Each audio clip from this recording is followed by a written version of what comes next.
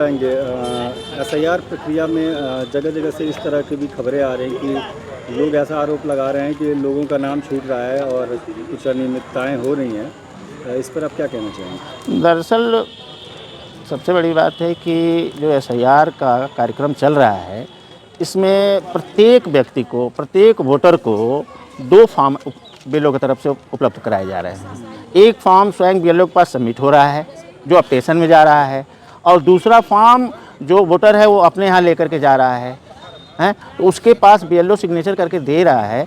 तो देने के बाद इसमें कहाँ से अनियमितता की बात आ जा रही है?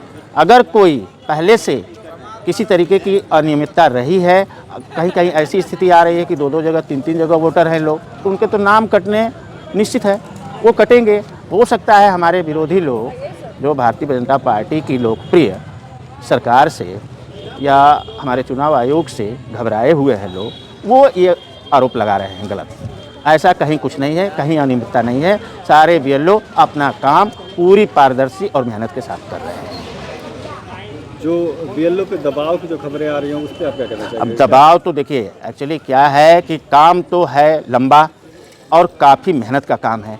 अब इस समय अगर गांव की स्थिति देखा जाए, ये तो शहरी इलाका हमारा है, इसमें भी लगन चल रही है, तमाम सारे निमंत्रण हैं। उसके अलावा गांव की स्थिति यह है कि लोग सिंचाई में, कटाई में सब लोग परेशान हैं। अब बीएलओ हमारे कभी कभी पता चल रहा है कि उनको दौड़ करके उनके खेत में जा करके, उनके प्रतिष्ठान पर जा करके, कहीं भी संपर्क करके उनको फॉर्म उपलब्ध कराना, उनसे लेना, उनसे सिग्नेचर लेना, उसको अपडेट करना, ये काम तो है बहुत कठिन।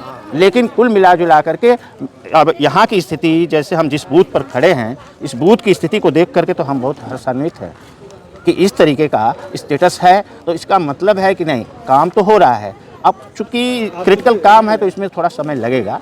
आप चूँकि जगह जगह जिन जिन जगहों पे इस तरह की प्रक्रियाएं चल रही हैं, आप जा रहे हैं, आपको क्या दिख रहा है? ज़्यादातर बीएलओज पूरी तरह ट्रेंड हैं या कहीं कहीं ऐसे भी देखने को मिल रहा है कि जिनमें ट्रेनिंग का अभाव है, वही दबाव महसूस कर रहा है? दरअसल क्या होता है कि कोई भी अभियान जब चलता है तो जगह जगह कर्मचारी उसमें लगाए जाते हैं। जैसे ये बीएलओ की स्थिति है तो कोई कर्मचारी कहीं का है, कोई स्कूल से है, कोई पालिका से है, कोई किसी विभाग से है। तो चूँकि सबको अनुभव तो है नहीं, लेकिन अब चूँकि काम ये चल रहा है तो उसमें करते कराते धीरे धीरे करके सबको अनुभव हो गया है। और हम जहाँ तक देखे हैं वहाँ तक सब लोग अपना काम बहुत ही यथावत तरीके से और अच्छे ढंग से कर रहे हैं। उसमें कहीं से आपको ऐसा नहीं लगता कि इसमें समय अवधि थोड़ी बड़ी निर्धारित कर दी गई होती तो ये और आसान हो गया होता? नहीं, देखिए एक्चुअली क्या है कि वो तो हमारी, आपकी और सब लोगों की ये स्थिति है कि जितना ही समय मिलता है उतना ही कम होता है, और जितना जल्दी करते हैं तो उतना ही जल्दी हम अपने काम को भी कर ले जाते हैं। अब 4 तारीख था, आज यहाँ की स्थिति हम देख रहे हैं। एक बार और हम आए थे